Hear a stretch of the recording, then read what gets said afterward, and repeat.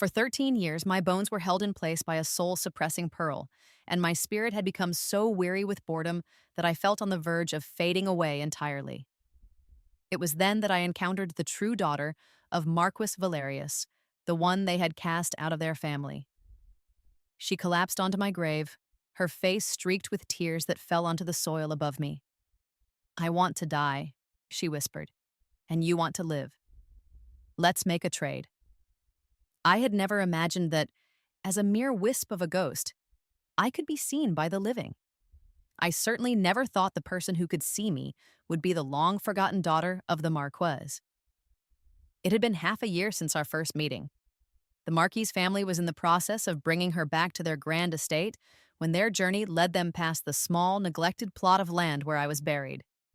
The carriage came to a halt under the shade of a peach tree, a tree that had been nourished by my own decaying corpse. An old, impatient maidservant, clutching her lower back, scurried into the nearby bushes to relieve herself. As she did, another person stepped down from the carriage. It was Alara, the daughter they had only recently located. When her small, palm-sized face turned towards me, her complexion instantly became ashen. My death had not been a peaceful one. That vile man, Empress Isolda's brother, had gouged out my eyes before I died. My hands, once so nimble and skilled with a sword, had been severed and thrown into the fish pond in the mansion's backyard. With my bones pinned down in this forgotten mass grave, I was bored to the point of madness. I often passed the time by hanging upside down from the branches of the crooked peach tree, swinging back and forth like a pendulum. A ghostly breeze stirred, and my bloody, eyeless head swung directly in front of Alara. Her large, dark eyes widened in terror. An unseen drop of my spectral blood fell upon her. I bared my teeth and blew a puff of cold air in her direction. "Let me have a taste of your offerings," I hissed, "and I might spare your life." She fumbled in her pockets for a moment, her hands trembling uncontrollably, before she finally pulled out 2 cold, hard buns and offered them to me. I was thoroughly unimpressed. "Are you trying to feed a beggar?" I sneered. "I want to smell something good. Like that." My long, spectral tongue shot out, pointing towards the pork jerky that the servants and the carriage driver were eating a short distance away. She followed my gaze, and a deep blush of embarrassment colored her cheeks. Her fan-like eyelashes drooped, and her voice was barely audible, like the buzz of a mosquito. "I haven't been formally accepted into the family yet," she mumbled. "The Valerius family doesn't support those who don't work. I had to bring my own food." My 3-foot-long tongue paused in midair and then slowly retracted. The Valerius family was incredibly wealthy. The scraps they tossed to their dogs were likely more appetizing than the dry buns she held in her hand. More than a decade ago, I had seen the girl they raised in her place at a palace banquet. She was adorned in gold and jade, looking like a little angel, almost as opulent as a royal princess. Back in those days, the Marquis's wife would even shed tears in public whenever she spoke of her lost daughter. "It's the comfort of the one I have now," she would say, "that keeps me from feeling as if every day is a year long." Yet in just over 10 years, she had allowed her own flesh and blood to be neglected to such an extreme degree. She was the unloved one. They couldn't even be bothered to send a person of any importance to escort her home. I was just sighing about the coldness of the world from my perch on the tree, but my quiet lament was enough to soften Ilara's heart. "Here," she said, bravely approaching the driver and asking for a half-eaten piece of jerky. She held it up towards me, her head bowed timidly. "Don't cry," she added softly. "I've found a way for you." I froze, only then realizing that blood was once again streaming from my empty eye sockets. "I'm not—" Crack! Before I could finish my sentence, the old maid's disciplinary stick swung through my incorporeal head and struck Alara's outstretched hand. "A young lady must conduct herself like a young lady," the maid shrieked. "The Marquis's house is a noble family. How could you possibly eat scraps begged from others? A single piece of jerky has brought shame upon our entire household. You are base and despicable. You must be punished." The jerky fell to the ground, landing in the dust. The other servants and the driver stomped on it deliberately, then flanked the old maid, sneering at Alara. "Look at her. Even the maids in the young Mrs. Courtyard have better manners," one said. And she dares call herself a lady. Another chimed in. If it weren't for the marriage alliance, do you think anyone would want her back? The Marquis and his wife went to see her 5 years ago, but left her there because she was an illiterate embarrassment. Putting on airs like she's a real lady, the driver added. She should remember where she came from. An orphan who grew up cleaning toilets will never wash away that stench. Alara clutched her sleeves, so ashamed she couldn't lift her head. But the three of them only grew more pleased with themselves, their words a relentless torrent of insults and mockery. The constant thwack of the maid's stick and the gloating laughter of the driver and servant were deafening. It reminded me of the days when I used to kill people. Have you ever seen a human swing? I asked. Ilara, her eyes filled with tears, looked up, stunned. You're about to... My tongue shot out, wrapped around the old maid's waist and yanked her up into the peach tree. A fork in the branches clamped tightly around her neck. I blew a breath of ghostly air and she began to swing, her legs kicking wildly as she sputtered for breath. Want to go faster? I asked.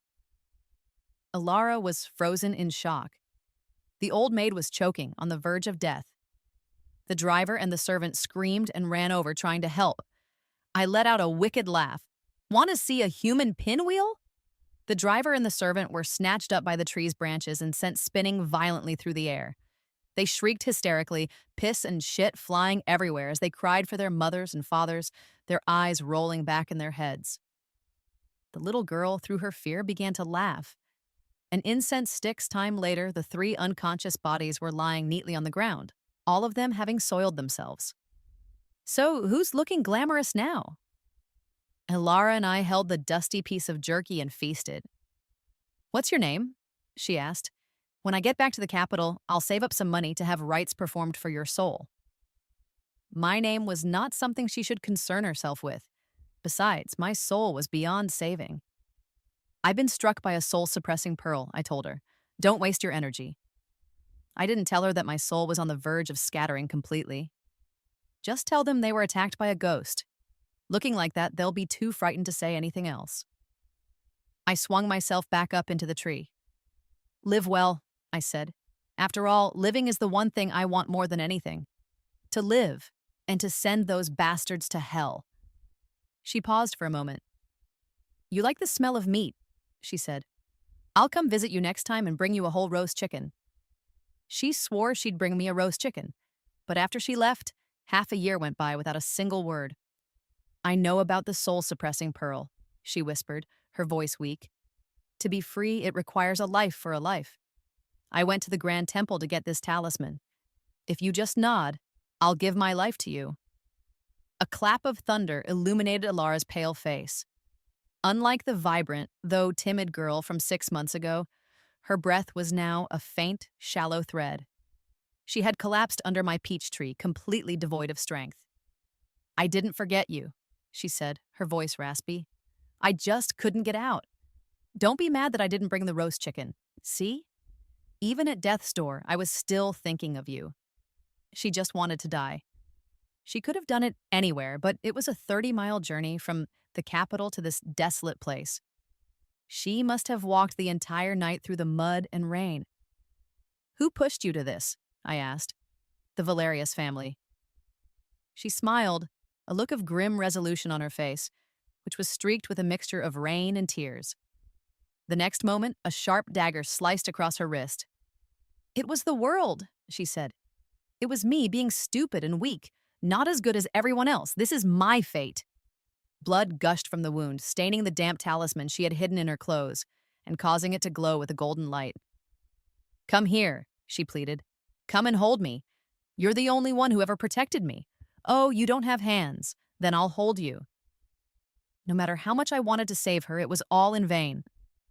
I want to die, and you want to live. Let's trade. I'm begging you. When a person is determined to die, no one can save them. She tore the wound on her wrist deeper. The rain washed her blood down over my entire skeleton, staining it a deep crimson. Life is already so difficult, she gasped. Don't let me die with regrets. At least if you live on, someone will remember that I existed, right? Her soul began to drift out of her body, growing fainter and fainter, until she was hanging on by a single, fragile thread. I moved closer to her. "What do you wish for?" I asked.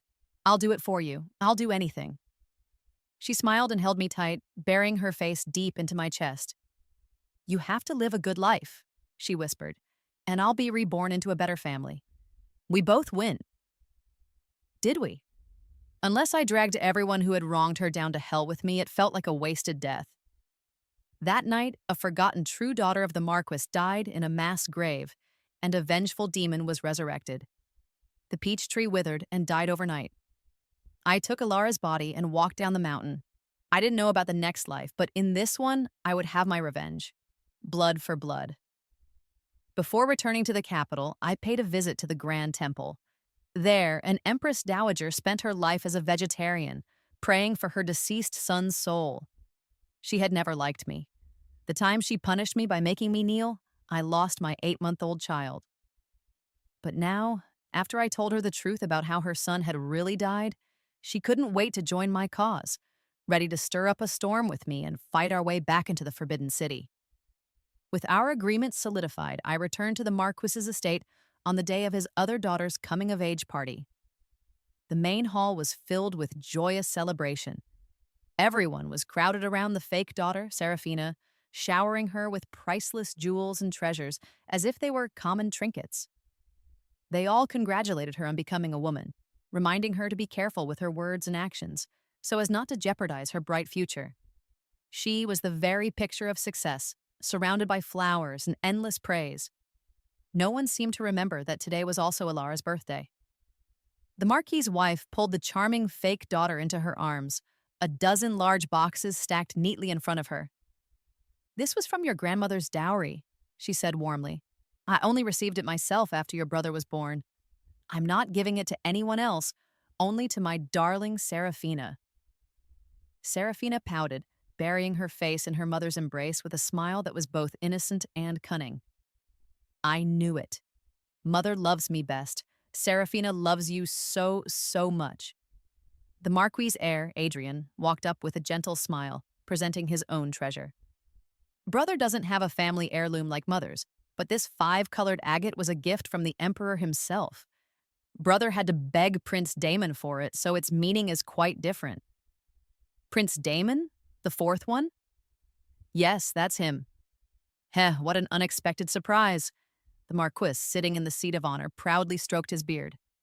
"Father's gift isn't bad either. I shamelessly asked the Emperor, and he has agreed to arrange your marriage to Prince Damon after your ceremony. My little pearl's wish will finally come true." Serafina's eyes lit up instantly, but she didn't forget to stomp her foot petulantly at the Marquis. "Daddy, you're so embarrassing, saying things like that in front of everyone. I'm not talking to you anymore." The crowd erupted in laughter, their words dripping with honeyed compliments. Only my body still carried the raw, painful wounds of Alara's memory. A cold wind seemed to blow through the hall, chilling me to the bone, and I couldn't help but shiver. "You still know how to be shy? I thought you were shameless by now." "Brother, you're so mean. Mother, tell him off." All right, I'll scold him right now," the Marchioness said playfully. "Adrian, don't bully your sister. As punishment, you'll take her shopping tomorrow and you have to pay for everything." Adrian groaned dramatically. "Mother, that's just cruel. You know my private funds have all been spent on this little glutton."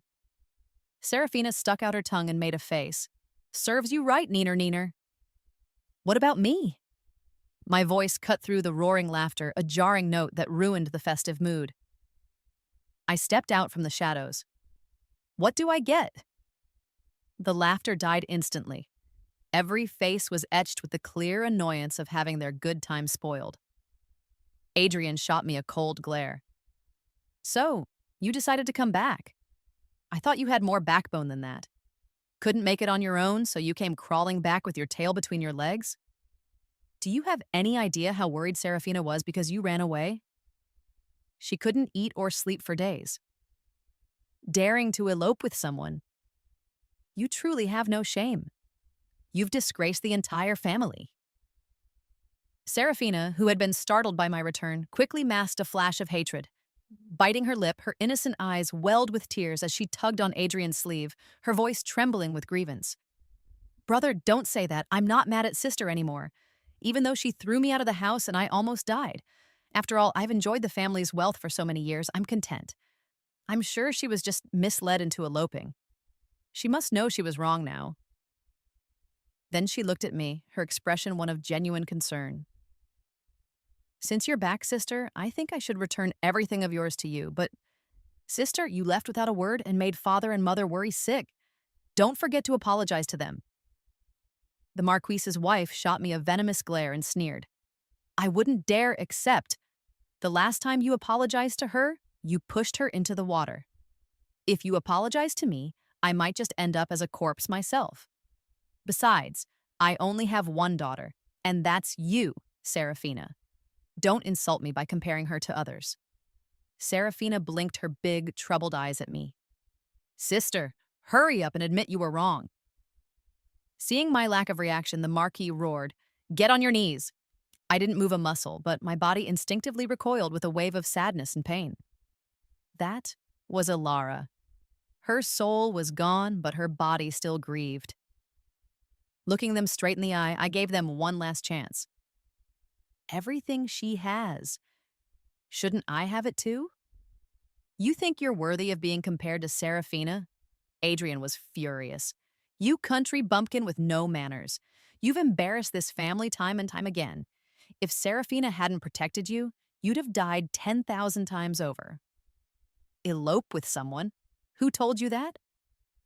Serafina, maintaining an innocent and naive facade, walked towards me step by step. Don't be afraid, sister, she said as she moved. Now that you're back, your family will clean up your mess. That letter. I've already destroyed it for you. As long as you apologize to father and mother, you'll still be the young miss of this house, and our family can be happy and harmonious again. Look at your sister, the Marquis boomed. Even now she's still speaking up for you, and yet you're so ungrateful, framing her again and again. It's my fault for favoring her, but tell me yourself, in what way are you better than her? Your mother is right. If you weren't my own flesh and blood, I would have thrown you, this piece of mud, out to the countryside long ago. Father and mother are just too soft-hearted, Adrian added. A menace like her doesn't deserve to be part of the Valerius family. Don't talk like that, you'll hurt her feelings, Serafina said, wrapping her arm around mine intimately. Her gaze darkened, and her sharp nails dug into my skin. Isn't that right, sister? Hiss. She was ready for me to shove her away in pain, ready to theatrically fall to the ground, but I didn't even flinch. Frozen in place, she bit her lip in frustration and hissed at me under her breath. So you've learned a thing or two. Good for you. You cheap trash, why didn't you just die out there? This pathetic little trick was enough to drive Alara to her death. I couldn't help but feel a grim sense of amusement. So you're the one who started the rumor about me eloping with someone. A flash of disdain crossed her eyes, but her face was a mask of pure victimhood. Sister, are you blaming me? I didn't mean to... Crack. I casually dislocated her jaw. As long as you admit it, that's all that matters. No need to say more. It happened so fast that by the time she was clutching her jaw, whimpering and groaning, the others finally reacted. In an instant, they all swarmed towards me, ready to take me down, but her nanny, leading the charge, was sent flying with a kick that shattered her femur before she even got close. She collapsed on the ground, only able to howl in agony. At the same time, I pressed a dagger to Serafina's neck, having already sealed her pressure points. Move, and she dies. Perhaps my tone was too light, making them think I didn't have the guts. They actually started to move forward again. Slice. With a flick of my wrist, a long gash opened on Serafina's cheek, blood pouring down her face. Ah, it hurts. Father, mother, brother, it hurts so much. I'm disfigured. Scream again, I warned. She didn't dare. I sliced off her ear, the bloody appendage dropping to the floor before I stomped on it. The arrogant defiance from moments ago was replaced by a face full of terror and submission. I forced them all to retreat behind the Marquis, then stepped on the writhing nanny. Tell me, who threw your mistress out of this house and how did she end up in the water? The nanny was sweating profusely from the pain, but her mouth was still hard. Even if you kill me, young miss, I can only tell the truth. It was you. You couldn't stand the second miss, and when you failed to kill her, you threw her out. The second miss was almost abducted by criminals. She still has a scar on her leg from it, so she was a tough one. Interesting. Just as I lifted my foot, the Marquis's wife screamed, "You rebellious daughter! Are you trying to defy the heavens? If you want gifts, I'll give them to you. But if you dare harm my Seraphina, I will never acknowledge you, and I will never want you for the rest of my life." She was so noisy. Alara, you really went through it. Rip! I tore the earring from Seraphina's remaining good ear and flung it, striking the Marchioness's ornate headdress. One ear was now a gaping hole. The other, a self-important matriarch, was now disheveled and pale, all her dignity gone. "Next time, I'll aim for your eyes," I said coldly. "They're useless anyway if you can't see the truth." The Marchioness collapsed to the floor in terror, not daring to speak another word. The others, having witnessed my methods, didn't dare make a move either. "I gave you a chance," I said to the nanny. "You didn't take it, so you can't blame me." The tip of my dagger rested on the nanny's wrist. With a swift flick, I severed her tendon. "Still not going to tell the truth?" She didn't dare answer, just screamed uncontrollably. I rubbed my ringing ears, then drove the knife straight into her lung, intentionally twisting the handle. It wouldn't kill her, but the pain would be worse than death. The blood that flowed out formed a small river, shocking the others into stillness. In the years I fought alongside Lysander, I learned many methods of torture in the dungeons while gathering intelligence for him. Using them on a backyard maid today seemed like overkill. But a method isn't about being high or low class. It's about being effective. Sure enough, after just 2 stabs, the nanny pissed her pants in agony. Just as she was about to speak, Adrian cried out, "What do you want? We'll give it to you. Do you want Seraphina's courtyard or formal recognition or the marriage to Prince Damon? Put down the knife and we can talk. Don't cause a death. If you do, even I won't be able to help you." He rambled on, interrupting my interrogation. A nameless fire shot through me. "You, come here. I'll tell you what I want." He hesitated, but Seraphina's tearful gaze pushed him forward. "You—" Before the knife he had hidden behind his back could emerge, I grabbed him by the throat and delivered a dozen slaps across his face. I threw him to the ground where he coughed up a mouthful of blood and teeth before passing out, the hidden knife clattering beside him. "That's what you get for talking too much, you worthless idiot." The Marquis met my smiling eyes, trembling with hatred, but for the sake of his children, he had to swallow his anger. Gritting his teeth, he commanded, "Listen to her. No one moves." I gave him a satisfied smirk and patted the nanny's face with my cold dagger. Well, she wasn't tough anymore. The truth about all the abuse and persecution Alara had suffered came pouring out like beans from a sack. The young miss from the countryside was never liked by her family to begin with. On her very first day back, she was locked in the smallest courtyard to learn her manners, just for making the fake daughter cry. Later, she was accused of breaking Seraphina's imperially gifted jewelry, of setting fire to her own courtyard in a fit of rage, and even of pushing Seraphina into a lake out of jealousy over Prince Damon's affections. Finally, she was accused of using her status as the true daughter to drive the fake one out of the house. If the family hadn't found Seraphina in time, she would have been ruined by bandits. A tiny fingernail-sized scar on Seraphina's leg was enough for the entire family to drive the true daughter out to teach her a lesson. But then they claimed she ran off with a lover in a fit of anger. It was all the second miss's orders, the nanny confessed. She couldn't stand being second to the young miss just because of blood ties, so she wanted the young miss dead. From the very beginning, it was all the second miss's scheming. The young miss never did a single bad thing. When the young miss was locked in the ancestral hall, the second miss offered to bring her meals but never brought a single one. For a whole month, the young miss survived on leftover soup from the servants. The birthday gift the young miss prepared for the mistress was a safety pouch she sewed herself, stitch by stitch. It wasn't that lump of dirt the second miss swapped it with. The master's cold medicine was also brewed by the young miss, who watched the stove herself. But she was stopped before she could enter the study, and the second miss added laxatives to it and framed her. The young miss truly only glanced at the young master's painting. She never touched it. It was the second miss who used her free access to the study to destroy it herself. Confined, forced to kneel in the ancestral hall, beaten, and finally driven from her home to fend for herself, Alara had suffered so much in her own home. She, who had never known love, returned to her family full of hope.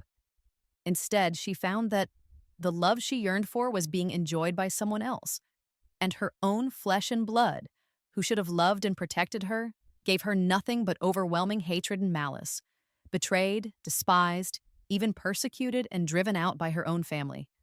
How helpless she must have felt. I sighed and continued my questioning. And what about the elopement? The nanny trembled with fear. The young miss never eloped with anyone. When the master and mistress threw her out of the house because the second miss had run away, wanting to teach her how hard life is for a woman without family protection, the second miss had already paid off bandits to rape and kill her in the outskirts of the capital. As for that letter, it was written by Blanche, of course. She's an expert at forgery. When I locked eyes with Blanche in the crowd, she looked terrified. Before I even raised my dagger, she fell to her knees before me, corroborating every word the nanny had said. She even added many more details. Finally, she bowed frantically, her head hitting the floor like a hammer. The second miss forced me. We're just servants. How could we dare to disobey? I beg for your life, young miss. Please spare me. See? When you're the one holding the knife, everyone bows down to you. Alara, all you were missing was a blade. Seraphina's guilt was all but sealed. Take Seraphina away and subject her to severe punishment. Who dares? The family servant I had intentionally let go had returned with a furious Prince Damon. How should I put it? He was nowhere near as smart as Lysander. He didn't even inherit a third of his mother's looks. As a child, he had a certain charm, but now every part of him was just obnoxious. You still have the nerve to look at me, Alara? You are utterly vile. Cradling the almost broken Seraphina and surrounded by his guards, he yelled at me relentlessly. Gravely injuring a court official's daughter and my fiancée. Alara, I think you've lost your mind and are looking for a death wish. Men, seize this wicked wretch and take her to the high court for severe punishment. Oh? Arresting their daughter in their own home? Did you ask for their permission? Even knowing the full truth, even knowing everything Alara had suffered, the entire Valerius family remained silent as Prince Damon attacked their own pathetic daughter and sister. A daughter's suffering was nothing compared to the family's wealth and future. Alara, they weren't worth it. I gave them their chance. Now they would reap what they sowed. The prince laughed, his arrogant posture reminding me so much of him. If I say you are not the daughter of the Valerius family, who would dare say you are? The Marquis lowered his gaze, acting as if it had nothing to do with him. The Marchioness mumbled for a moment before closing her mouth. Only Adrian, covered in injuries, spoke with vicious hatred. Kill her! I only have one sister, and it's Seraphina. Prince Damon gave me a "see, no one will protect you" look, gazing down at me. You think you can marry me by injuring Seraphina? Dream on. Now that the Valerius family has disowned you, I will make you wish you were dead as penance for what you did to Seraphina. If you know what's good for you, kill yourself in front of her. If you do, I might graciously leave you with an intact corpse. I took a sharp breath. So, Prince Damon, in order to play the hero, you would ignore the truth and sentence me to death disregarding the law? He sneered, replying with disdain. What do you mean Seraphina schemed against you? All that happened was you went on a mad killing spree in the Marquis's house. Seraphina was only trying to stop your rampage, and you disfigured her. Lord Valerius tried to persuade you to be good, and you knocked out his teeth. That is the only truth. The fact that he could twist the truth so brazenly in public put my mind at ease. Seeing my strange smile, he waved his hand. Men, take her to the High Court. Tell the Chief Justice to interrogate her mercilessly, according to my version of events. I'm afraid, Your Highness, that I am unable to comply. The Chief Justice of the High Court emerged from the shadows. Unfortunately for the prince, he was on my side. I smiled, a smile as cold as ice. So sorry, but I'm investigating this case under imperial orders. Everyone present who has twisted the truth in an attempt to have me killed will be thrown into the dungeons. You're good. Using my own sword to kill my own son. Emperor Lysander, having left the fourth prince kneeling outside his study, came to question why I had to drag his son into my quest for vengeance. The Lysander of today was much calmer, a stark contrast to the sharp, profound, and ruthless man he once was. He used to be uncompromising, but now, for the sake of peace in the court and his harem, he just wanted to smooth things over endlessly. I wasn't satisfied. So I leaned back in my chair, closed my eyes to the sun, and didn't even spare him a glance. At an impasse, he reached out and brushed my cheek. You, this temper of yours is becoming more and more like hers. The emperor had been visiting the Empress Dowager at the Grand Temple when he saw and fell in love with a new consort, Kalia. That was me. Consort Kalia. A consort named as if she were the one he was thinking of. How ridiculous. I had become my own replacement. After all, no one would ever suspect that the Alara of today was actually Lysander's long-dead first love, Lyra. I could imitate myself as perfectly as I wanted. So when I knocked him off his horse with my sword, planted my foot on his shoulder blade, and was about to snap his neck, he saw the ghost of an old acquaintance in my blade and in my eyes. He wanted to make me, this defiant woman, his consort Kalia. My condition was that he had to kill the fake daughter for me, to avenge me. He no longer had his old ruthlessness and was unwilling to meddle in his minister's private affairs. He only assigned the Chief Justice of the High Court and the head eunuch Li to me. Whether the wicked would be brought to justice depended entirely on my own methods. Desperate times call for desperate measures. The 18-year-old Lysander had said that himself. So I chose bloody, torturous interrogation. With the Chief Justice present, the evidence was irrefutable. They all confessed. But then, the fourth prince had to jump in, a knight in shining armor for his damsel, and nearly made me the one to die unjustly. Lysander wanted to protect his son, but I insisted on my pound of flesh. We were at a stalemate. He almost died of illness as a child. The Empress dotes on him too much, and it spoiled him rotten. He's a great disappointment to me. I sneered, just a disappointment, and that's it? Lysander's face clouded with displeasure. I met his gaze without flinching. My playful yet aggressive and provocative demeanor was, as he had once told Lyra, the very thing he loved most about her. He backed down under that look and was about to speak. Her Majesty the Empress arrives. My eyes lit up. Isolde, it's been a long time. The whole reason I went to the trouble of taking down the fourth prince was to give you this little welcoming gift. She still carried herself with the same virtuous and dignified air of a noblewoman. Only the corner of her eye twitched when she saw me and my sword. But she walked straight past me and knelt before Lysander. The fourth prince is young and was misled and framed by deceitful people. That's why he lost his head and did such a foolish thing. I have failed in my duty as empress to raise a clear-headed son. I am to blame. I offer to remove my crown and enter the cold palace to accept my punishment. Her lady-in-waiting hurriedly knelt beside her. Your Majesty is not well. You were only just able to get out of bed to come and offer this apology. Your Highness, please forgive her. The Empress cannot enter the cold palace. If the Empress were implicated, the very foundation of the dynasty would be shaken. Not to mention the powerful Zhang clan, who had served for 3 generations, would not stand for it. The court would undoubtedly descend into chaos again. And Lysander hated nothing more than the endless arguments of the old men in his court. Isolde, just like when she was young, loved to take the indirect approach, but she was dreaming. Doesn't the lady-in-waiting have a little too much to say? Since when do you have a voice in the emperor's presence? Both the maid, Zhao, and the empress turned pale. I, however, shot Lysander a look. You should get me a spokesperson, too. From now on, they can say all the unpleasant things, and I'll only say what you want to hear. Good deal, right? The Empress's good cop, bad cop routine was exposed, and her dignified smile froze on her face. The talkative maid was dragged out by eunuch Li. As the sound of slapping echoed, Isolde's face turned to ice. Her hateful glare swept over me, but I paid it no mind, kicking Lysander's leg under the table. Who's the deceitful person, me? Or is it that fake daughter who deserves to die? If he wasn't willing to punish his son, then he could punish the fake daughter. A compromise was better for everyone. Lysander understood my concession, and his dark expression instantly thawed like spring snow.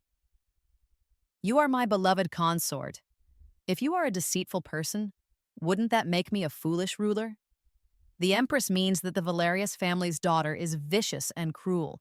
She used my son and even tried to kill my beloved consort. Her crimes are unforgivable. I will sentence her to— Father, you can't! A smirk curved my lips. The idiot has arrived. Prince Damon, who had been kneeling outside in the courtyard as penance, burst into my private chambers the moment he heard Serafina was to be punished. So undisciplined, so utterly foolish. He walked right into my trap. Insolence! Isolde delivered a sharp slap across the prince's face. If I don't punish you severely, who knows how badly you'll be deceived by that wicked woman. She was an impostor who deceived the throne to begin with, and she nearly cost consort Kalia her life. A cup of poison is a dignified end for her. The emperor had spared his son by making Serafina the scapegoat. The empress was naturally happy to go along with it, using Serafina's life to save her own son. But the ungrateful prince actually dropped to his knees. Mother, my feelings for Serafina are true. She is pure and good, not an evil person. He glanced at me, his voice softening. She was just framed. Now her face is ruined. She's so pitiful. Mother, as the empress, you should stand up for a helpless woman like her. Lysander closed his eyes, deeply disappointed. Isolde was so furious she looked like she might faint on the spot. I decided to help her out. If the prince doesn't believe it, let him follow the High Court's investigation personally. That way, the Valerius girl will at least die knowing why. Why not have a thorough trial? Isolde panicked. A walkthrough with the High Court was a bloody affair. If Serafina was sent there, she would suffer a fate worse than death. Yes, even in death, I wouldn't let her have it easy. The bed of nails, the searing pillar, having her ears and fingers cut off before being thrown into a pit of snakes. 72 methods of torture spread across 5 subterranean levels. I wondered which level Serafina would make it to. The wrongs Alara suffered had to be paid for in blood with every step she took down into that hell of torture. Isolde couldn't bear the thought of the child she had raised seeing such a scene. She dropped her mask of dignity and begged pitifully. But I had already compromised once. Lysander couldn't possibly push me further. If you keep protecting him, with his spineless character, the only thing he's fit for is to be sent to the frontier to farm wasteland. Instead of wasting time kneeling and begging me, you should go teach your worthless son a lesson. Isolde, after all, was his first wife, and Lysander had always respected her. It was the first time he had spoken to her so harshly. Humiliated, she didn't dare press her luck. The 4th prince was still sent to the High Court by the emperor. I've given you your satisfaction. Are you happy now? Lysander glared at me, his brow deeply furrowed with displeasure. I moved closer, pushing him down onto the desk, straddling him with the same impudence as the 15-year-old Lyra. I'm not completely satisfied, but you protected me, so I'll have to make you satisfied. I had mastered all of Lyra's little tricks, capturing her essence perfectly, about 5 parts similar, but always leaving him wanting more. Every time, Lysander would be fulfilled, yet always feel that something was missing. That missing piece made him ache with longing. For me and for Lyra, his obsession only grew. In just 3 days, the once arrogant 4th prince had fallen ill. It was to be expected. Watching his beloved have her fingers sliced off, her skin peeled away until she was nothing but a bloody mess, still reaching for him with a gory hand and crying, "Brother Damon, save me!" How could the coddled prince not be terrified? To make matters worse, as Serafina was dying, she cried out to the prince, "If we cannot be together in life, I will stay with you in death." The sight of that blood-soaked specter made the prince's legs go weak. He immediately ordered her body to be cremated and her ashes scattered in the river to be done with it once and for all. Even so, the prince developed a high fever, and the imperial physicians were summoned 3 times. The doctors said he was suffering from extreme shock that had damaged his spirit. No one knew that the knife I used to cut Serafina was laced with poison, and the prince had been contaminated when he held her. When one is in a state of extreme shock and mental instability, it induces hallucinations. Everything was part of my precise calculations. While he was lost in his paranoia, I didn't forget about his mother. Because the palace guards had negligently allowed the prince into my private chambers that day, I took the opportunity to eliminate several of Isolde's spies. When the bloody list of names was sent to her, I heard she was so angry her face turned green. When she was unhappy, I was happy. That evening, I ordered someone to send Serafina's blood-soaked clothes to the Marquis's estate. The family is missing their daughter dearly. I shall grant them a keepsake. I heard the Marquis's wife coughed up blood from the shock, and the family, now a public laughingstock, was thrown into chaos.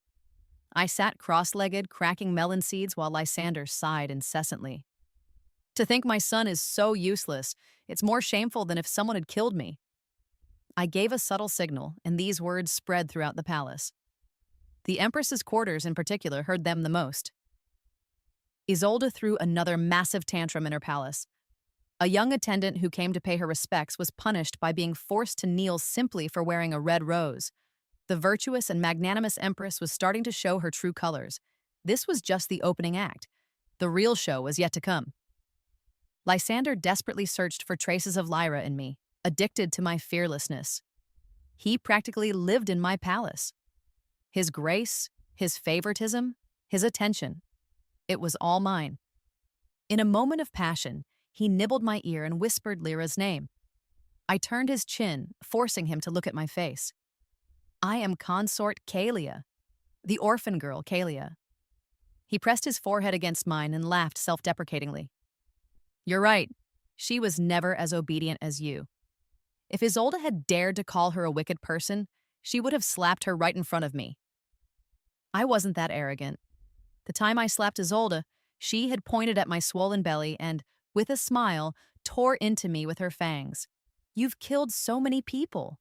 I refuse to believe it won't come back to haunt your son. So what if you have him?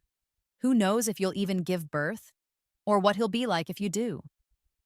But the consequence of slapping her was that I was forced to kneel for half a day, and I miscarried.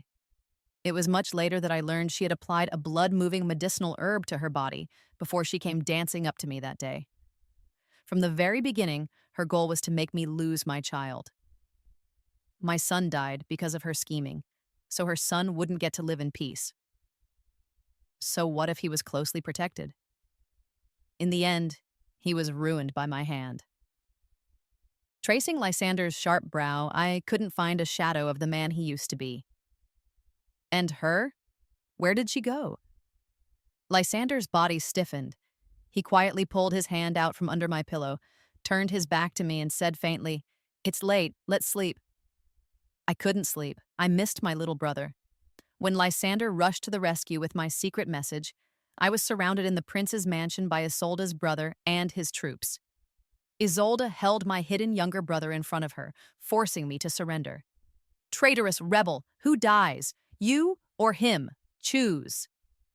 The Chu family had been framed and wiped out, leaving only my brother and me. I bled and fought for Lysander. First, to one day clear the Chu family's name, and second, so my brother could have a good life. He was only 7, just 3 years older than Prince Daemon. While Prince Daemon was being coddled like the apple of his parents' eye, ignorant of hardship, my brother had already resolved to fight tooth and nail to overturn the verdict against our family. He was determined to study relentlessly, enter the civil service, and become a pillar of support for me, his older sister. Even as a prisoner under Isolde's knife, he told me without a trace of fear, "Sister, you've done enough for me and for our family. If you don't leave, I won't live on alone." Isolde's brother stepped on my brother's back, and the sound of cracking bone nearly tore me apart. "If she leaves, I'll have you flayed, your tendons pulled, and hung from the city tower as a public spectacle." Seeing me hesitate to drop my sword, he twisted the arm my brother held behind his back, snapping it. The 7-year-old boy, his face pale with pain, still managed a weak smile for me. "It doesn't hurt, sister. I'm a man. I can take it." Crack. My brother's leg, the one he trained in martial arts, was stomped on and broken. Just as Isolde's blade was about to pierce his eye, I dropped my sword. But at the same moment, a sharp sword pierced my chest from behind. It was the very sister I had protected all along. That person is still in the palace now, quietly enjoying her wealth and status. It's time for her to pay back her debt. In my second month in the palace, an autumn banquet was held. Lysander held my hand, seating me beside him. Isolde, forcing a proud expression, was already grinding her teeth with hatred. While Lysander was drinking with his ministers, I secretly swapped my wine for water. Then, provocatively, I touched my lower abdomen. Yes, I was pregnant. Isolde's hand holding her wine cup turned white. After a few rounds of drinks, I offered to go for a walk. Lysander just told me to protect myself well. I patted the sword at my side. With this, don't worry. The long unopened palace of lasting fortune was open. The reclusive concubine Livia was already waiting for me under the moonlight. When she saw me, she rushed over. "Are they still alive? What do you want?" I coolly pushed her hand away. "Kneel." Her expression froze. Meeting my icy gaze, she hesitated for a moment before weakly kneeling. "Greetings to your highness." I didn't tell her to rise, but sat before her, looking down. "This palace of lasting fortune isn't as grand as your old courtyard." "What? Is Isolde not treating you well?" She gave a bitter smile. "I'm just a pawn. Without a child to secure my position, this is the best I can hope for. What do you want from me?" "I just want to know if my family is still alive." I didn't answer, just threw a packet of medicine at her. "Go visit the Empress's palace more often lately. You're all good sisters, after all. Her precious son is so sick, he can't even get out of bed for the palace banquet. How can he do without your comfort?" Her eyes lingered on the packet of medicine for a long time. Finally, with trembling hands, she grasped her own death warrant. "If I do this, will you release my mother and brother?" I stood up and walked away. "You're not qualified to ask." With her weakness in someone else's hands, what right did she have to bargain? Back then, only she had seen my brother's letter. The one who betrayed us could only have been her, Livia. Blood for blood. What made her think she had the right to make deals with me? From the moment I sent her mother's and brother's personal effects to her, she was doomed to live in constant fear and turmoil until her death. On my way back to the banquet, I was stopped by consort Helena. She looked at my face with a smile. "You look just like an old friend." I rolled my eyes. "Oh, I know. The Emperor told me the day he asked me to be his consort, just to stand in for his first love. But hey, it's still a life of luxury as a favored consort. What do I have to complain about?" Her face turned pale, the words of discord she wanted to sow getting stuck in her throat. "Now is the perfect time for the first prince to shine. Shouldn't you seize the opportunity? The Emperor is worried that none of his sons are up to the task. If you miss an opportunity like this, you'll never get another one. Compared to the Empress's hypocrisy, I find your smile much more sincere." Consort Helena's eyes lit up, and she gently took my hand. With the fourth prince ill, the first prince made a dashing appearance in court. I used to be very fond of his mother. She was soft and gentle, with a faint smile, always following me around calling me sister. She was thoughtful, graceful, and obedient. When I returned to the mansion covered in blood, she would always be waiting under the veranda to help me clean up and dress my wounds. The two people I trusted most in that household were Helena, whom I had personally trained, and Livia, whom I had rescued from a pile of corpses. But in the end, Livia used my weakness to trade for wealth, and became the current concubine Livia. Helena stabbed me in the back, ensuring the safety of herself and her son, and was later made consort Helena. Neither of them would escape. Now that the fourth prince had shown weakness, consort Helena, who had been biding her time for years, finally revealed her ambition based on the information I had given her. In court, the first prince steadily won over supporters, cornering the fourth prince. In the harem, consort Helena openly allied with me, catching the Empress completely off guard. Thank you for the evidence, sister. Now that Minister Jiang is embroiled in a corruption scandal, he can't possibly support the fourth prince even if he wanted to. Seeing my lack of response, she probed further. It's just a pity that he's so tight-lipped. He didn't even implicate the fourth prince. I glanced at her sideways. Whether there's concrete evidence doesn't matter. The first prince understands the power of rumor. If all else fails, you can always create your own momentum. I remembered that today was the day the little girl was supposed to eat jerky, so I got up and headed for the prayer hall. The smile on consort Helena's lips vanished, replaced by a cold, snake-like gaze that stuck to my back. Want to use me as a weapon? We'll see who's the weapon and who's the wielder. The news of my pregnancy was kept under tight wraps.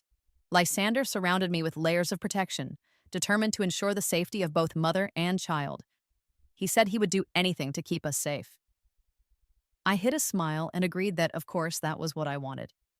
But a few days later, after concubine Livia came to my palace for a cup of tea, I started bleeding heavily and collapsed on the floor. When Lysander arrived, the pool of blood was right at his feet. It probably reminded him of the day Lyra miscarried. He had also found her in a pool of blood, holding her in his arms, having lost his unborn son. As he held me, his body trembled, and he kept begging, don't sleep, don't sleep. I'm here, the doctors are here. Just hold on a little longer. I'll stay with you. I did my best to imitate Lyra's expression when she was injured, touching his face without saying a word, without uttering a single cry of pain. The memories overlapped, likely making the moment even more profound for him. When he learned that I had been given a large dose of saffron, which had completely damaged my body and made it impossible for me to ever have children again, Lysander stormed off to Isolda's palace. Even though Livia kept her mouth shut, it wasn't hard to pry a few truths from the servants. Her Majesty the Empress has been summoning our mistress to her palace more frequently lately. Today she was called over early in the morning for a secret 2-hour meeting. Before our mistress came to the Palace of Exquisite Beauty, the Empress sent someone out of the palace. She said, "Go on, don't worry, I have your back. We beg your Majesty to seek justice for our mistress." Livia was very obedient, following my instructions to the letter.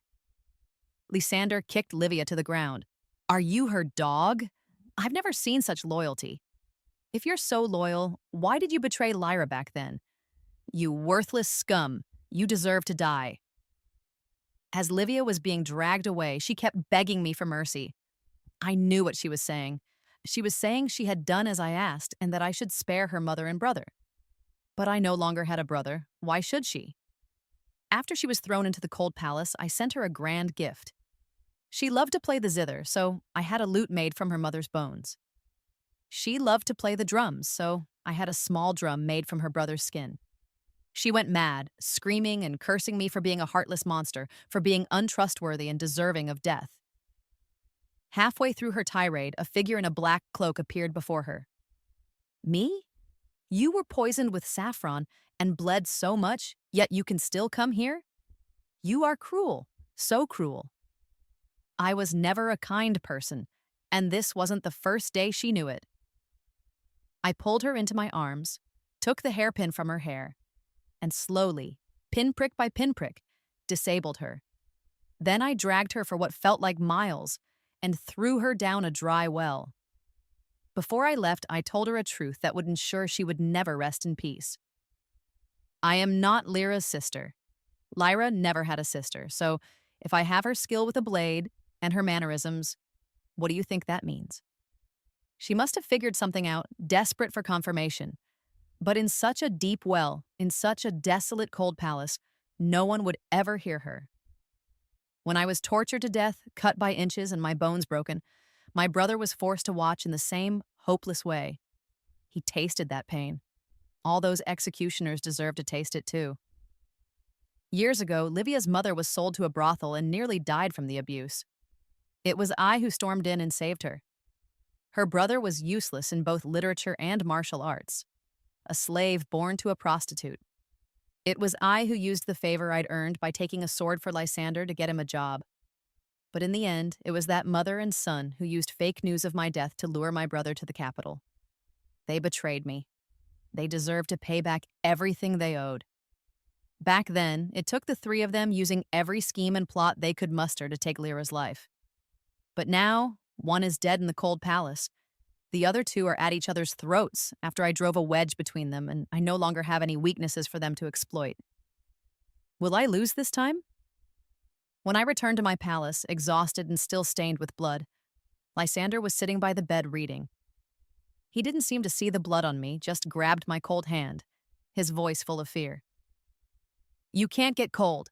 Come here, let me warm you up." He held me tight in his arms, trying to make up for the other me on me, but no matter which me it was, I couldn't be happy. The companionship Lyra wanted back then, he didn't give, staying in Isolde's courtyard instead. The river of blood I wanted now, he also wouldn't grant, trying to minimize the situation. I went to kill someone. She deserved to die. Aren't you going to ask who? It doesn't matter.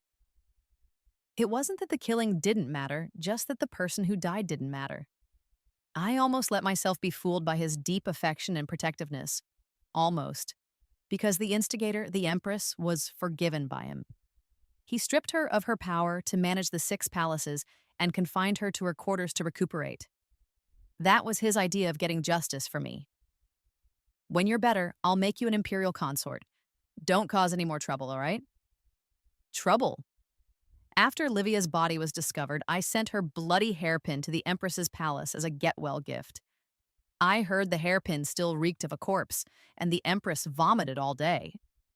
She complained to Lysander, and he came to pacify me. I didn't answer, just snipped off a branch from the winter plum tree with a crack. What if I insist she pays for my child with her life? Ilara. He was reminding me that I was Ilara, the useless girl from the Marquis's house with no way out, that everything I had now he had given me. I should be obedient and pliable. It was a warm spring day, but I felt a chill. Did she die at Isolde's hands too? Did you protect her just like this? My direct question made Lysander choke. I have important matters to attend to today. I'll see you tomorrow. He always tried to escape whenever Lyra was mentioned, because he felt guilty, because he had a guilty conscience, because he didn't dare face it. They say she drove her to her death. Lysander's back stiffened, and his fierce gaze fell on my face. But I was fearless. Was one of me not enough? Do you need another one of me to die? Or maybe you never loved her, and you never felt anything for me. Insolence. He had never been this angry, so angry he slapped me. I've spoiled you too much, made you so arrogant you don't know your place. Who do you think you are? Just a toy I keep for my amusement. From today on, you will stay in this palace and recuperate. You are not to go anywhere. He loved me for being wild and defiant, but he also hated that I wasn't obedient enough. Just like with Lyra back then. He loved that she would give everything for him without a second thought, but he also thought Lyra's hands were too bloody, that she was too fierce. So he preferred Isolde's dignity, Helena's gentleness, and Livia's obedience. And with that, he slowly, repeatedly tortured Lyra's heart.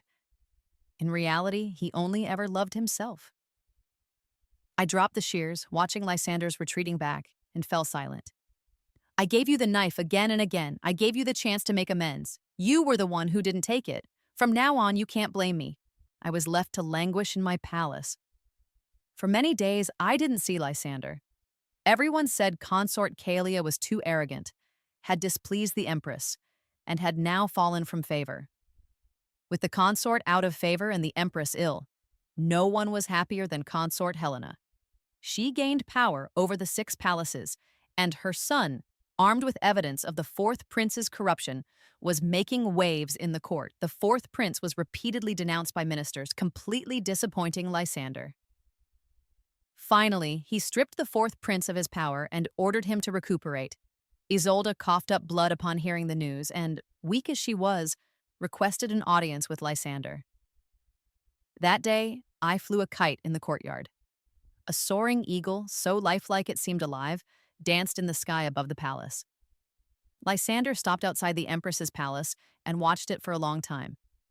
When he went inside, he had a huge fight with the Empress. The eagle was a birthday gift my younger brother had once shot down for Lysander. He remembered my brother, and he remembered my brother saying, "Sister has nothing but you and me. She would risk her life for us, so we must protect her with our lives." My brother did. He didn't. It was a raw wound in his heart, and the Empress had just poured salt on it, naturally failing to save their precious son. Seeing my downfall, the Marquis's family, who had been ostracized by the nobility, began to take advantage. The Marquis sent me a letter condescendingly ordering me, "Seek formal recognition from the family as soon as possible. Your father will send a distant female relative into the palace to help you secure the Emperor's favor. The child she bears will be raised by you, giving you something to rely on. Only by holding tight to the Emperor's favor can you and the Valerius family have a better future." A dying grasshopper still trying to kick up a fuss. Since he was asking for death, I was more than happy to help him along. Seeing that the Empress and consort Helena were now sworn enemies, there was no need for me to hide any longer. And so, that letter ended up on Lysander's desk. What emperor would tolerate having his bed and his heirs controlled by his ministers? Especially when his favored consort was so easily bullied the moment she fell from grace. Overnight, the Valerius family was implicated in a rebellion plot.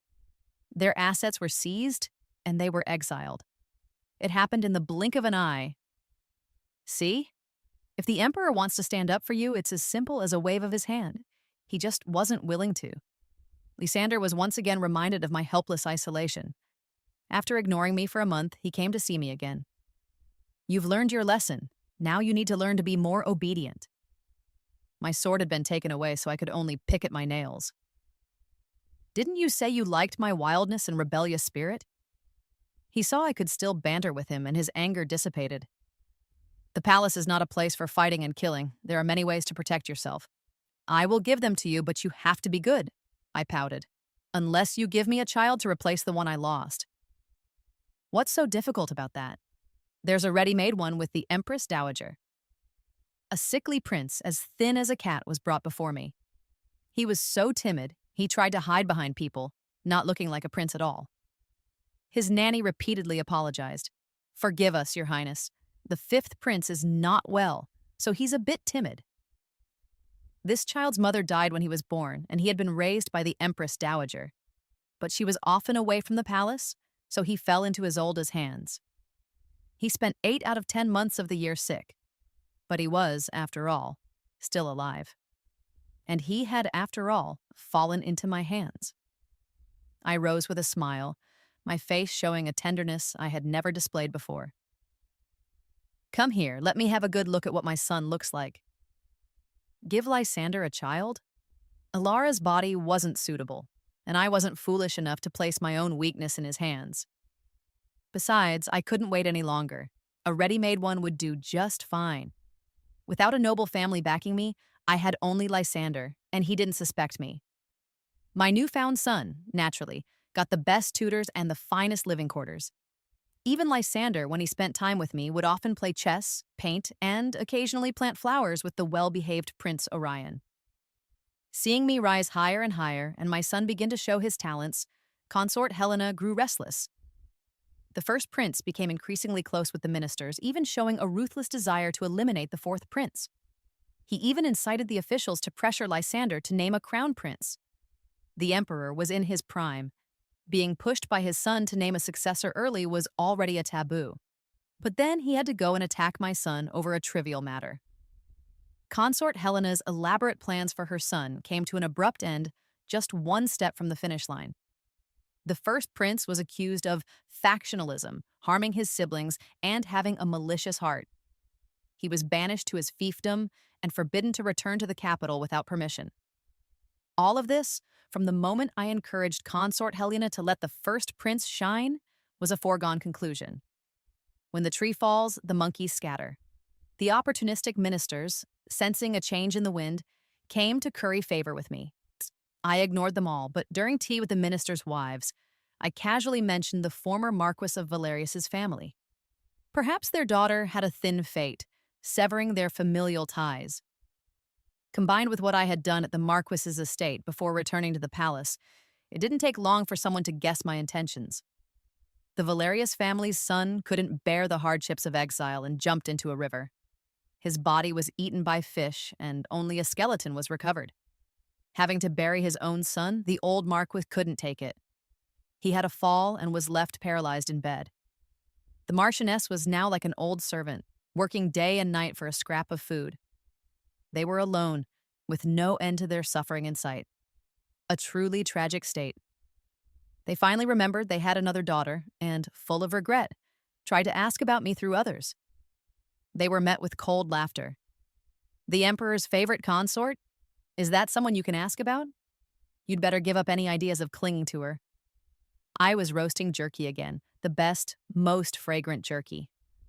My son asked me, "Mother, does it still hurt?" I touched my chest.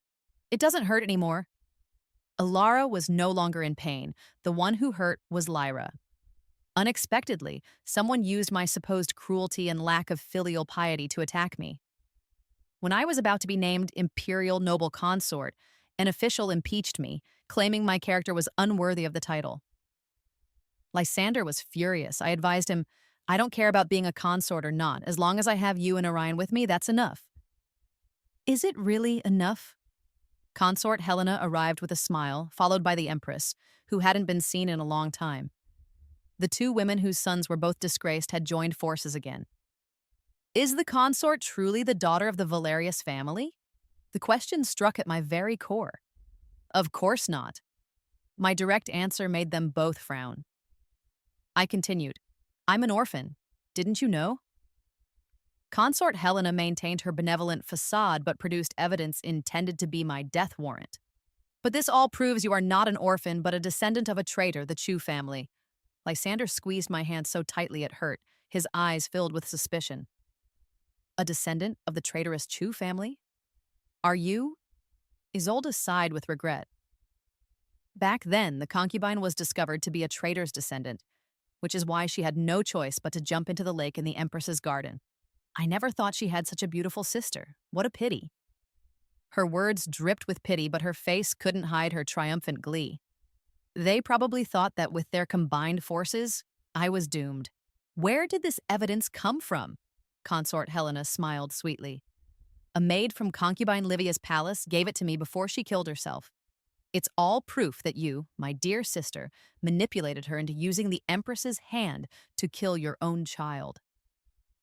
"Sister, do you have anything else to say?" Lysander's face was terrifyingly dark. I knew he was suppressing his rage, waiting for my explanation. So I spread out the letters and showed them to Lysander one by one. "Your Majesty, whose handwriting do you think this is?" Lysander's eyes narrowed. Unable to restrain himself any longer, he slapped Consort Helena hard across the face. The Empress was stunned. "Your Majesty, you must have hit the wrong person. The one who did evil was clearly the consort." Lysander looked down at her, his eyes filled with disappointment. "The Empress is not well. You should return to your palace and rest. We will pretend you were not here today." After all their years as husband and wife, he was still protecting her, even at a time like this. But having finally gotten a chance for revenge, how could Isolde let it go? She led a group of concubines to kneel before Lysander.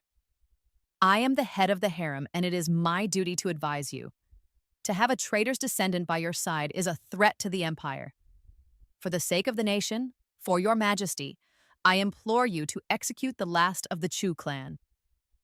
Consort Helena, clutching her face tearfully, echoed the sentiment.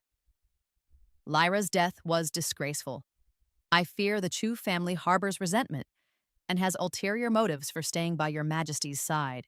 It is a threat to the state." Lysander had never witnessed the joint attack they launched against Lyra back then, but today he was seeing their relentless persecution of me, Alara, with his own eyes. "If your Majesty does not believe me, I have also brought confessions from the Valerius family. That Alara was timid and withdrawn, barely daring to speak in front of people. How could she be like the consort, so decisive and reckless? The Chu family woman has merely taken over Alara's body to deceive your Majesty. Please, your Majesty, think carefully." The concubines of the 6 palaces bowed in unison, pressing for my death.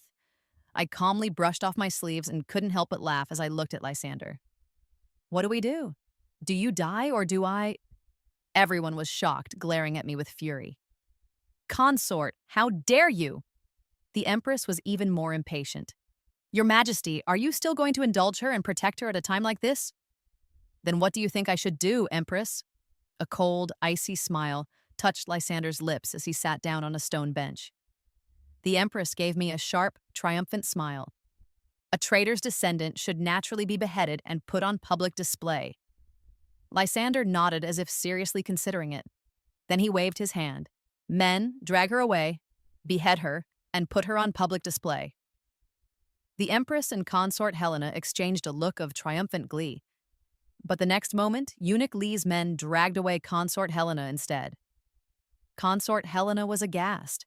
The gentle, smiling mask she always wore was now a mess of terror. Insolence!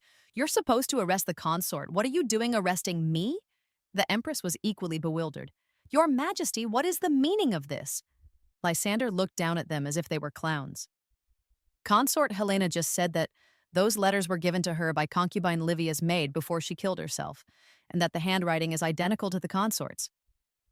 Based on that handwriting, she presented it as proof that the consort is a traitor's descendant. But what consort Helena doesn't know is that during the years the consort was lost, she never learned to read or write. So how could she know how to write?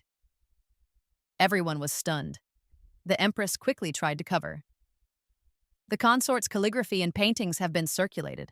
How can you say she can't write? Your Majesty must have been deceived by her. For the first time, Lysander looked at Isolde with disgust. Because that is my handwriting. They were struck dumb, as if by lightning. I then explained with a smile. His Majesty dotes on me. He knows I struggle with writing and that I'm a hopeless student. He feared I would be laughed at for being uncultured, so he often used his left hand to write some silly poems for me to pass off as my own. Others might not know, but consort Helena often visited my palace. It wouldn't have been difficult for her to take a couple of calligraphy books. She just didn't know that the writing wasn't mine, which means these letters couldn't have come from me either. A month ago, when Lysander was practicing his calligraphy again, 2 books went missing. That day, only consort Helena had come to visit me for tea. I had joked at the time that perhaps the consort and his Majesty were of one mind, loving both him and his handwriting. Lysander had even teased me then for being jealous.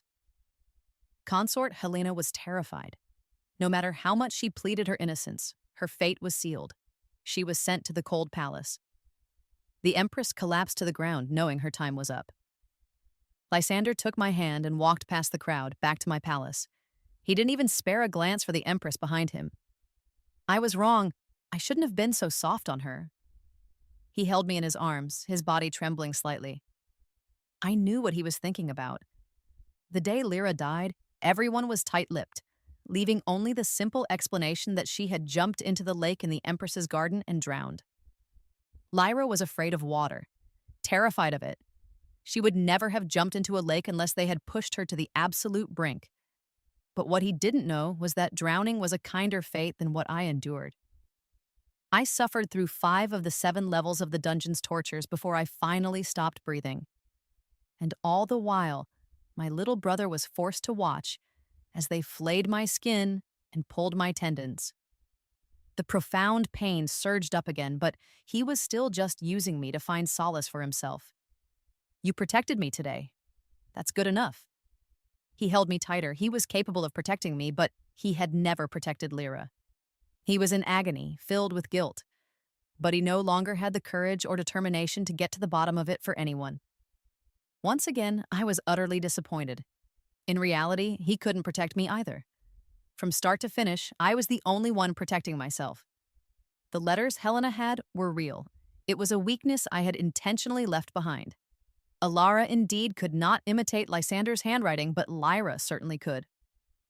After consort Helena's sudden death, the first prince was immediately banished to his fiefdom, stripped of everything, never to be a threat again.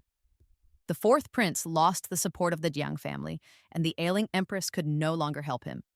He could only live with his tail between his legs. As the imperial noble consort, I became the true victor. During a break, I went to see consort Helena. She sat on the veranda, her hair disheveled. When she saw me, her eyes gleamed with malice. I grabbed her chin, my voice cold.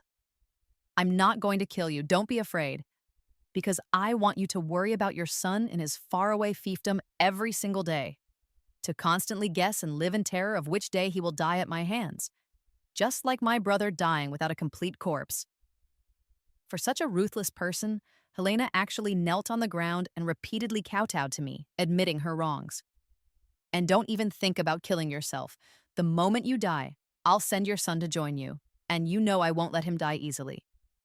She broke down, crying and begging hysterically, but I turned my back on her, a cruel, satisfied smile on my face as I left. Let this terror, this fear, twist inside her like a knife every day, leaving her in a state where she can neither live nor die. It seemed like I had won, but not yet. When I took the fourth prince to see the Empress Dowager, she was fiddling with her prayer beads and sighed. I have done everything I promised you. When will you deliver on your promise to me? My rise to this point, every smooth step, was thanks to the Empress Dowager's silent support from behind the scenes. Even Ilara's shattered soul was reassembled by the abbot of the Grand Temple at her request. I am not an ungrateful person. I handed a letter to the Empress Dowager. One last time, I must trouble you, Your Majesty. On the way back to the palace, the fifth prince asked me, Mother, if you wanted a son, there are plenty in the palace. Why did you choose the most useless one, me? The blazing sun made my eyes water. I held back a sob and said, Because you and I are fated to be together. But he didn't know that my bones, pinned by the soul-suppressing pearl, were supposed to have been thrown into the lake. It was his mother, the concubine the Empress Dowager had placed in the prince's mansion, who was always at odds with me, who secretly swapped me out. She buried me just outside the mass grave and planted a peach tree next to it as a marker. If he searches for you relentlessly to clear your name and seek revenge, I will bring him to you. The peach tree will be the proof. But Lysander, for the sake of power, for the sake of his newly acquired title of crown prince, and to avoid gossip in his household, suppressed my death and the injustice done to the Chu family. No one came looking for me. I had known long ago that he had abandoned me. My dear consort, come here. I've painted a picture for you. Come and see. Lysander's eyes were full of affection as he reached out to me from afar. I smiled and took his hand. The person in the painting had a face like a peach blossom, with a hint of a smile that was both defiant and sharp. It was me, and yet it wasn't. I only have you now. You must stay with me until we are old and gray. The sunset burned like fire, making his eyes glow red. He seemed so sincere, so I replied with equal sincerity, All right. But just half a month later, when the state oracle declared that I was a demon possessing Ilara's body, he once again hid behind the oracle without hesitation. Whether it's true or not, let the state oracle perform the ritual. It will put my mind at ease, and yours too. The long, ill empress stood by Lysander's side, staring at me with a dark expression. Using only her lips in a way only we could understand, she signaled to me, You are going to die at my hands again. This so-called state oracle was the same one who had placed the soul-suppressing pearl on my bones 15 years ago. Now he was being brought back to utterly destroy me, body and soul. But Catherine, a person doesn't fall in the same place twice. I gave a faint smile and nodded at Lysander. Yes, this way we can all be at ease. The oracle's talisman was placed on my body. The 5-flavored true fire passed before my face. The pain was searing. Through it all, I kept my eyes on Lysander, a smile on my face. He felt so guilty he couldn't even meet my gaze.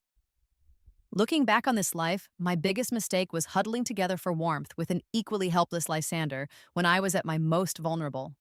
I risked my life for him, but he didn't even have the courage to speak up for me. My poor brother, his bones sunk in a river, never to be reunited with me. After the long ceremony was over, the Empress's face went pale with shock. How can this be? I collapsed to the ground, exhausted from the day's ordeal, and stared at her coldly. What did you expect? For me to vomit blood and die on the spot, as you predicted? As soon as the words left my mouth, Lysander, his face deathly pale, violently coughed up a mouthful of blood and collapsed. At that exact moment, the white jade I carried in my sleeve, which held Alara's residual soul, trembled. Perfect! I had borrowed the power of the true dragon to reconstruct Alara's soul. Daring charlatan, how dare you attempt to harm the Emperor? Seize him! The Empress Dowager rushed in, followed by the real state oracle. The Empress had used a fake Taoist priest to harm the Emperor. The Empress Dowager immediately had her thrown into the cold palace. This was my plan. One stone, two birds. Using their own power against them, allowing both the Empress Dowager and me to get what we wanted. Lysander lay on the bed, his face ashen, unable to speak. I knew he was on his deathbed, so I told him a story. The charlatan who borrowed your draconic energy was the one who placed a soul-suppressing pearl on Lyra's bones over a decade ago. Lyra died, but not completely. She became a lonely ghost, waiting desperately for her husband to come for her. But in the end, the one who came for her was a young girl named Alara. Lysander's eyes went wide. And do you know why that charlatan was willing to risk his head to help me take your life? Because if I offered my blood as a sacrifice, the spell would backfire, and his soul would be scattered. In this world, you only know how much a slap hurts when it hits your own face. I don't want anyone's regret. I want them to feel the pain viscerally in their own bodies. Including you. Lysander stared at me, his expression a complex mess. How does it feel to die at the hands of the noble lady, your proper wife, the one you respected most? It must be very painful. Do you have any idea how much it hurt me when I realized you had betrayed me time and time again? Or how much it hurt when you abandoned me again and again? Lysander's eyes were bloodshot as he stared at me unblinkingly. Are you looking at Alara or at Lyra? It doesn't matter. They are both me. The only thing that matters is that you are not worthy of either. The Empress Dowager will take good care of you. After all, she raised you for so many years, and you personally had her real son killed. She hates you more than anyone. The Empire? Yes. The Empire is what you love most. Let's give it to my son. After all, I helped you conquer half of it. You ruled one half. The other half will be ruled by me. I stood up and left and never went to see him again. It was the Empress Isolde in the cold palace whom I visited most often. Every time I went, I brought gifts. First, her father, who had schemed for her. Then, her brother, who had backed her. Finally, her mother, who had given her the abortifacient that killed my son. For each one, I did as her brother had once done to me, putting them through all 72 methods of torture, one by one, until they finally breathed their last. At first, Isolde was filled with hatred, screaming and crying, wanting nothing more than to kill me. Then came the fear, the submission, the pathetic begging for me to stop. I did not accept and continued to humiliate her. Finally, she was driven mad. She tried to grab a guard's sword to kill herself, but was stopped. Take good care of her every day. If anyone dares to let her die, I will execute their entire clan. Her family was buried in the cold palace, keeping her company day and night. Isolde couldn't die, but she couldn't live either, just like me when I was hanging from that peach tree. Day after day, she would have to endure. With my revenge complete, my son became the new emperor. He treated me with the utmost respect and, at my suggestion, officially cleared the Chu family's name.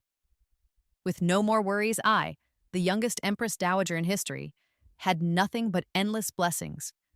I held banquet after banquet. The world said I couldn't stand the loneliness and loved extravagant feasts. I paid them no mind and continued to do as I pleased, until, at a palace banquet, I saw the pregnant wife of the Marquis of Rongen's heir, and my face lit up with joy. The Marquis of Rongen's title was hereditary, and the family was known for its upright character. They rarely took concubines unless they had trouble producing an heir. The heir and his wife were childhood sweethearts, deeply in love. Though their child was only 5 months along in the womb, They had already prepared everything it would need for its entire life. The extent of their doting was clear. A family like this was truly wonderful. The young lady of the house of Rongan, come here. You look so joyful. I wish to give you a little something. The young woman glanced at her husband and, reassured by his nod, slowly approached me. I took out the white jade I had kept hidden for so long and pressed it into her hand. Take this to ensure a safe pregnancy. Wear it on your person every day. She accepted it with a smile and thanked me. Watching her walk away, I thought of the girl under the peach tree who ate jerky with me. I've found you a good family for your next life. You absolutely must be happy.